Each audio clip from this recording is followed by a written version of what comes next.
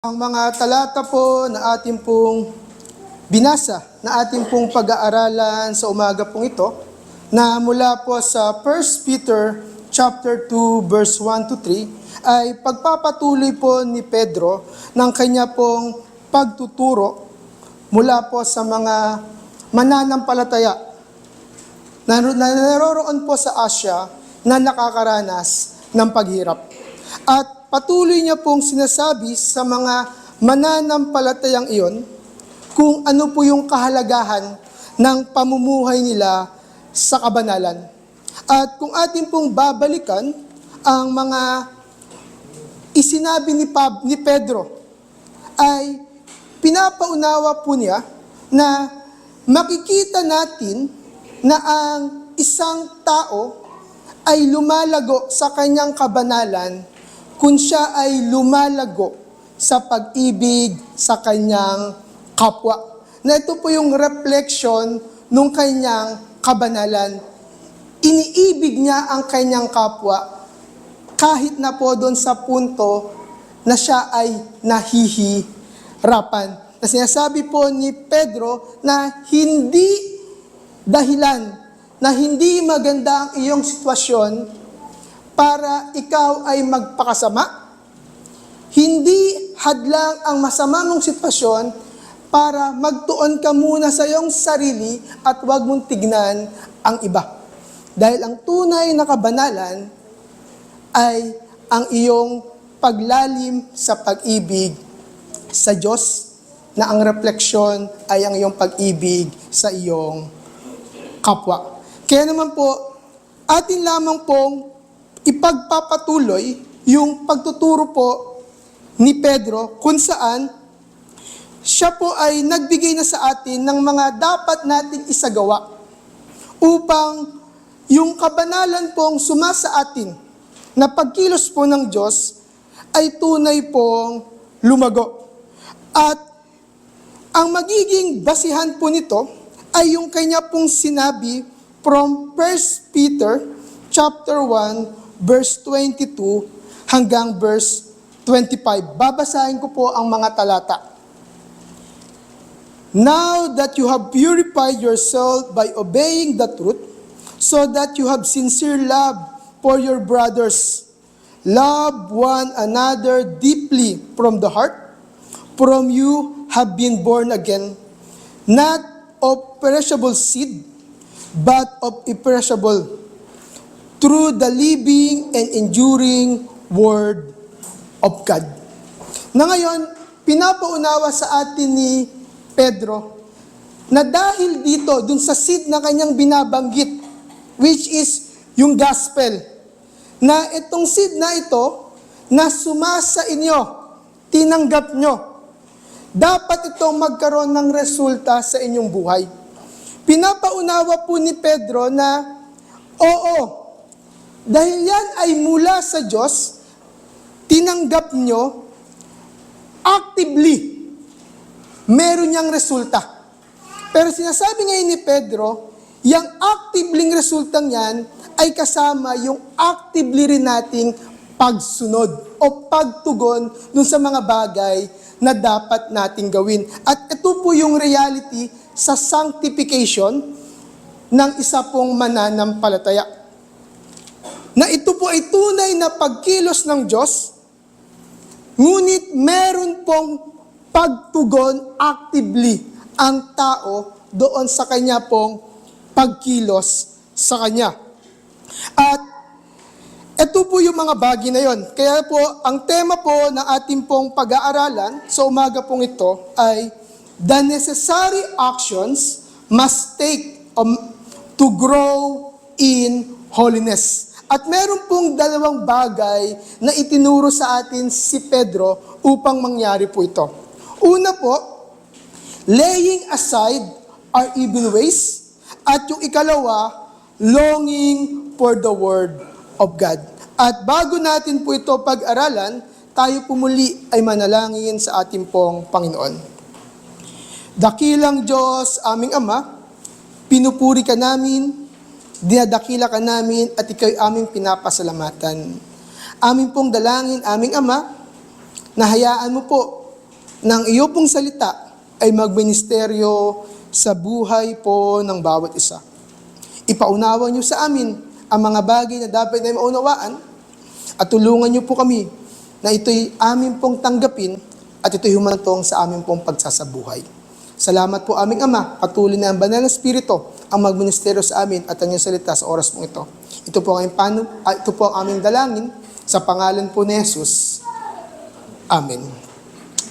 Ang una po na itinuro nitong si Pedro kung paano po dapat o ano yung dapat gawin upang mag-grow yung holiness sa atin ay sinasabi niya po na atin pong ialis yung ating pong mga masasamang gawain. At kung atin pong titignan, yung pong salita na ginamit, gusto pong sabihin sa atin na para po itong isang damit na marumi, na suot-suot natin, na dapat nating hubarin. At sa oras na atin tong hubarin, hindi dahil ito'y madumi, hindi na dapat natin tong isinusuot pa. Ulitin ko po, ito po yung tinuturo po ng salita, yung idea po ng laying aside, na meron kang hinubad, at dahil hinubad mo na, hindi mo na dapat siya isuot pa. At ang tinutukoy niya po doon ay yung ating masasamang gawa. At kanya pong i-define kung ano-ano po yung mga bagay pong iyon. Ang una po, yung malis. Kung atin lamang po itong titignan sa ating pong sariling pagkaunawa sa salitang malisya, ang atin lamang pong iisipin, ito yung mga bagay na mga malimong intensyon sa iyong kapwa. Pero hindi po ito yung gustong sabihin po ni Pedro dahil pwede rin po nating i-translate yung salita pong ginamit dito ni Pedro dun sa salitang wickedness. Ibig sabihin, sinasabi po ngayon ni Pedro na lahat ng mga bagay na mali sa iyo, ito ay dapat mong hubarin. Kailangan mong ialis sa iyong sarili at sa oras na iyong hinubad na, huwag mo na itong ibabalik pa sa iyo. At kung ating pong titignan, bakit po kaya kailangan pang sabihin ni Pedro na dapat natin itong gawin? Bakit po humantong pa itong si Pedro na sabihin na kailangan mong hubarin? Hindi po ba kusang nawawala ang kasalanan sa atin? Isang maganda po itong argumento. Hindi ba nagkakaroon ng pagkilos ang Diyos na siya na lang mismo ang gumagawa para linisin tayo sa ating mga kasalanan? Pinaunawa sa atin, oo, ang Diyos ang kumikilos, pero sinasabi sa atin ngayon, meron kang tamang respond. Na ngayon, yung mga bagay na mali sa iyo, na alam mo, dapat mo siyang ialis at huwag nang ibihis pa. At pinagpatuloy niya po kung ano pa itong mga to. Sinabi niya po yung salitang deceit, kasinungalingan. Sinasabi niya ngayon na kailangan mo ring alisin ang lahat ng kasinungalingan na ang hahantungan ay yung mga bagay upang ikaw ay makapagsamantala sa mga tao sa iyong paligid. At ipagpapatuloy niya pa po, hypocrisy, pagbabalat kayo, na ikaw ay nagbabalat kayo upang ipakitang ito ka, at ngayon, magagawa mo yung mga bagay na gusto mong gawin sa iyong kapwa. And then, sasabihin niya ngayon po ulit, yung envies, inggit. Kung atin pong titignan sa ating pong pagkaunawa ng salitang inggit, sasabihin lang po natin, ito yung meron siya gusto ko. For example, gusto ko po yung sapatos ng Pastor Olan. Hindi lamang po yan sinasabi. Pag sinabi po nating envy dito, ay nandoon po siya sa degree na hindi mo lang gusto yung bagay na meron siya, hindi ka natutuwa na nagkakaroon siya ng mga bagay na iyon. Hindi lamang po siya sa degree na, ay, gusto ko rin magkaroon nun. Na sinasabi pa nung iba, gawin mong motivation. Hindi yun ang sinasabi dito. Ang sinasabi dito, kapag nakita mong may progress sa kanyang buhay, hindi ka natutuwa. Hindi lang gusto mong magkaroon ka nun, kundi gusto mong wala siya nun, ikaw lang ang meron noon. Yun yung tinutukoy po dito ni Pedro na envy. At ngayon, dahil ikaw ay may envy na, hahantong ka dun sa huli, slander, evil speaking. Para ibaba siya sa mga bagay na meron siya, pupunta ka na, nasisiraan mo na siya. At kung atin pong titignan, lahat po ng binanggit ngayon ni Pedro ay nandun pa rin sa pagkaunawa ng kawalan ng pag-ibig. Dahil ang isang tao na walang pag-ibig, ang unang resulta po nun ay yung malis. Kapag hindi ka umiibig, ang nais mo, ang lahat ng bagay na gagawin mo sa iyong kapwa ay merong kasamang mali siya. Hindi yon para sa kanya, una yon para sa'yo. At ngayon, papasok na doon yung kasinungalingan. Ipapaikot na yung kasinungalingan upang magawa mo na yung bagay na gusto mo. Hahantong ka sa pagiging balat kayo. Ipapakita mo yung mga bagay na ito pero hindi naman totoo. Dahil ang totoo, naiinggit ka sa mga bagay na meron siya, natanggap niya, at ngayon upang mawala yun sa kanya at mapunta yun sa iyo, ang gagawin mo, sisiraan mo at gagawa ka magsasabi ka ng mga bagay na hindi totoo patungkol sa kanya.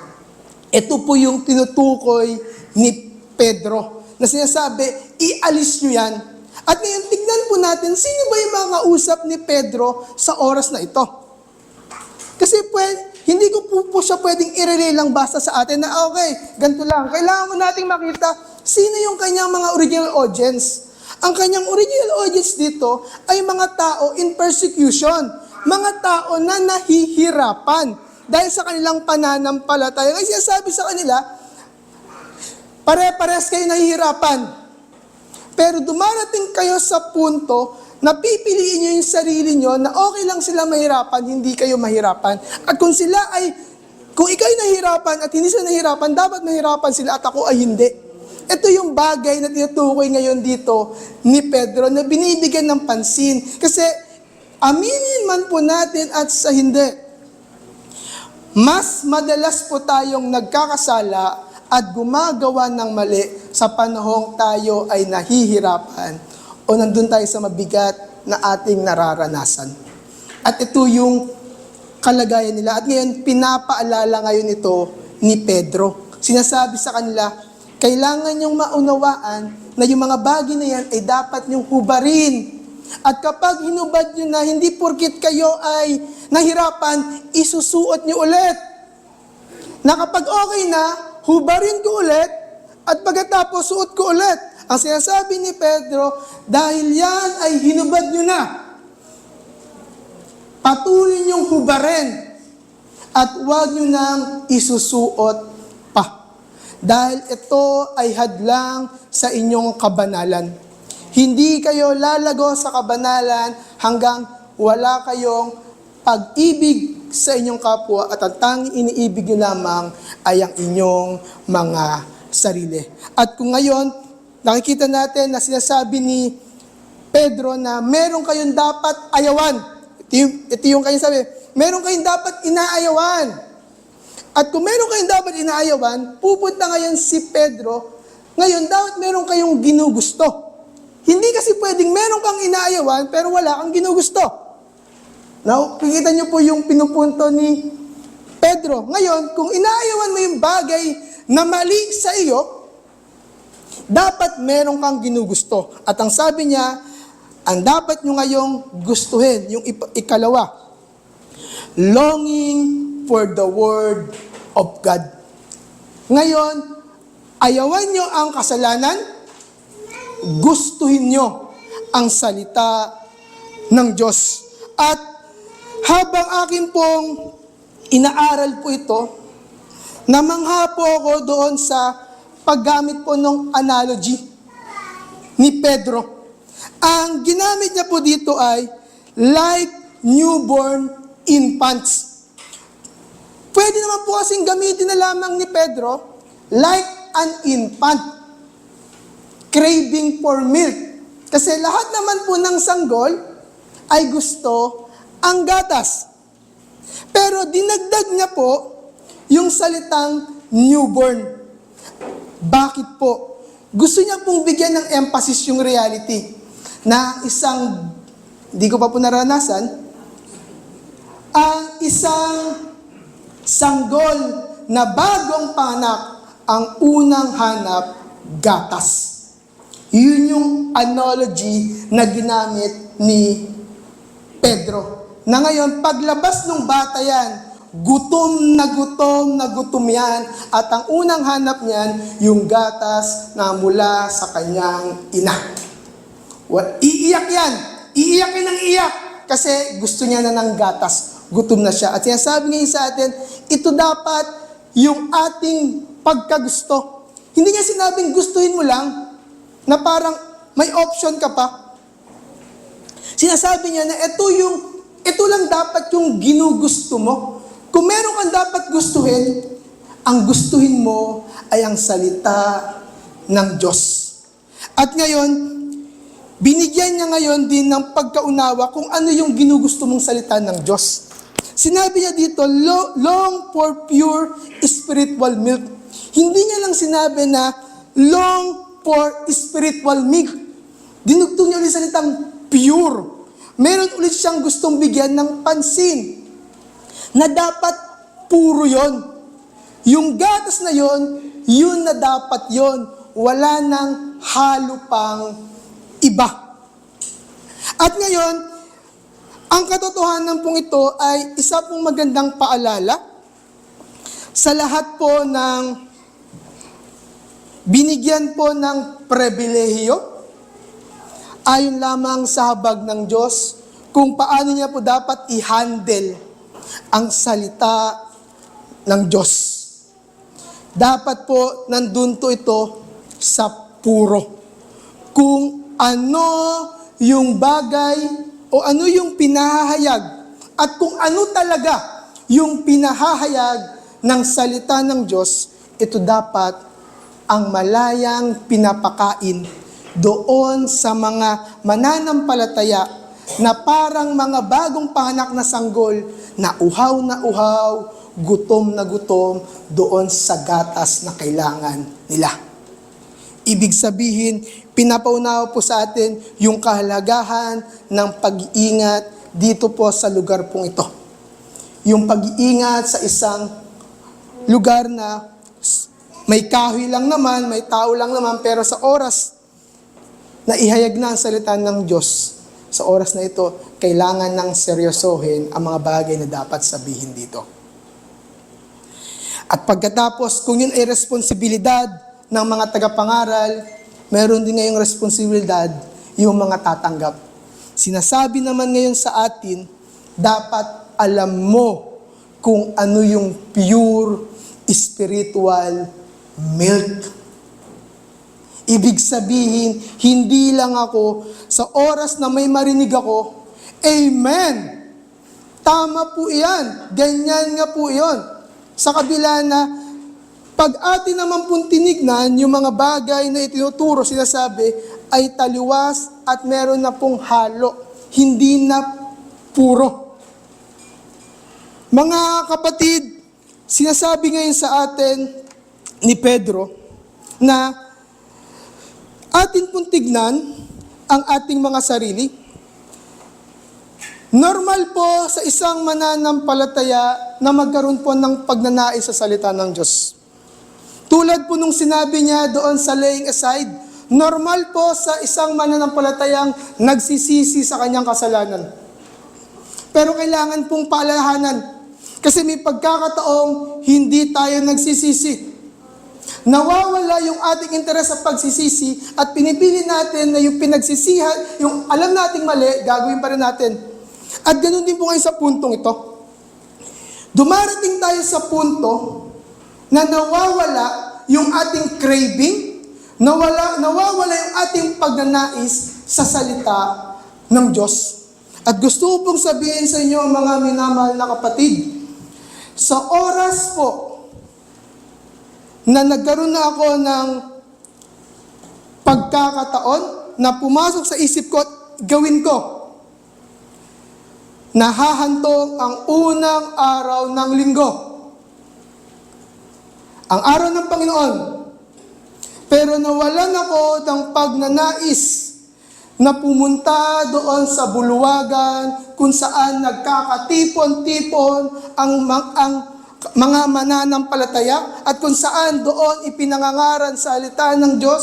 Isa po yun sa pagpapakita na nawawala ang aking craving sa salita ng Diyos. At ibig sabihin nun, nagkakaroon na po ng problema. Kaya naman po, isang magandang bagay na ating tignan ang ating mga sarili. Hindi po sinasabi dito na hindi to automatic. Yes, automatic na may nangyayari. Kumikilos ang Diyos, ang salita, ang banal na Espiritu, patuloy ang kumikilos. Pero sinasabi sa atin, meron kang respond. Hindi passive, active. Hindi ka naghihintay, meron kang ginagawa. At ang dapat mong gawin, una, talikuran ang iyong mga kasalanan. At pagkatapos, patuloy mong nasahin ang salita ng Diyos. At dito ka lalago sa iyong kabanalan. At sa pagpapatuloy, ang sabi po ni Pedro, if indeed you have tested that the Lord is good. Hindi po sinasabi dito ni Pedro na hindi niyo naranasan. Ina-affirm po niya yon. Ina-affirm niya dun sa mga mananampalataya, naranasan niyo. At dahil nga naranasan niyo, dapat niyo pang gawin yung mga bagay na dapat niyong gawin. Kung tunay niyong naranasan ang kabutihan ng Diyos, dapat patuloy kayong nagsisisi sa kasalanan. Patuloy kayong umiibig sa inyong kapwa. Palagi niyong ninanais ang salita ng Diyos. At sinasabi ulit ito ngayon, kasi baka naman po may pagkakataon na nakakalimutan natin kung gaano kabuti ang Diyos. Atin po muling balikan kung sino yung mga taong kausap dito.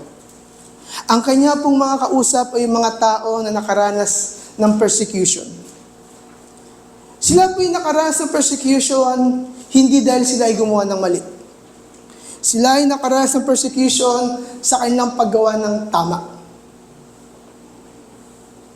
Kasi okay lang naman sana mahirapan kung mali.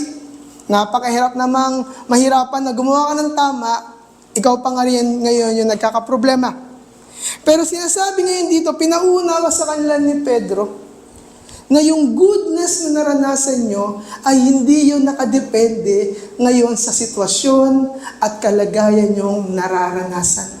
Ulitin ko po, na sinasabi ni Pedro, huwag nyong tignan na ang goodness ay dahil okay ang inyong sitwasyon. Okay itong mga bagay-bagay na yun. Hindi yun yung work of goodness ni God sa buhay nyo. Na ang work ng goodness ni God sa buhay nyo, hindi siya from the outside, but from the inside. Na ikaw ay patuloy niyang binabago, patuloy kanyang pinapabanal. At ngayon, alam mo, dahil alam mong patuloy kanyang papabanalin, kumikilos siya. Ngayon, gawin mo ang mga bagay na ito. Mga minamahal na kapatid, sa oras pong ito, habang atin pong napakinggan ang maiksing exhortation ni Peter. Yung kanyang exhortation sa mga mananampalataya sa Asia na nakakaranas ng persecution, nagbigay po siya ng paalala. Nag-advise po siya. Sinabi niya yung mga dapat gawin. At sa oras pong ito, tayo rin po ay kinakausap ng ating Panginoon. Maaari wala po tayo dun sa puntong yon. Hindi pa natin nararanasan yung bigat ng kanilang nararanasan. But in reality, meron tayong mga nararanasang kahirapan. Iba't iba ang ating mga sitwasyon at kalagayan sa oras pong ito. Ang iba ay may karamdaman. Ang iba ay may kakulangan sa kanyang pangangailangan. Ang iba ay gulong-gulo ang isipan. Iba't iba po ang ating mga sitwasyon. Pero pinapaalala sa atin, hindi mo i-define ang goodness ni God sa nararanasan mo. Ang goodness ni God ay yung reality na sa kabila na ikaw ay masama. Ikaw ay kaaway niya. Inibig ka niya sa pamagitan ni Jesucristo. Ikaw ay binigyan niya ng kapatawaran, binigyan ka niyang kaligtasan, at nagmana ka ng buhay na wala hanggan. At yung reality yon ay hindi lang sa isip mo.